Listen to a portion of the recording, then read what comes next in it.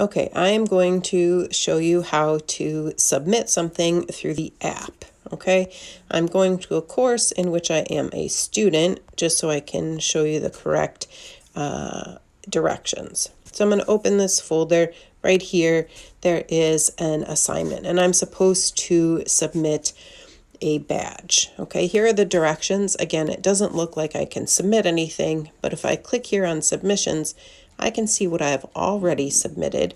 Here, if I click the plus sign, it's going to allow me to choose from many options for creating my submission. Okay, if I click this, it is going to show me any comments that were left based on my submission. If I click this, I can add a new comment. Okay, so again, originally it's just going to show info. I click on submissions. I can see anything I have submitted. The plus sign allows me to create a new submission. The speech bubble allows me to see comments. The plus sign allows me to add a new comment.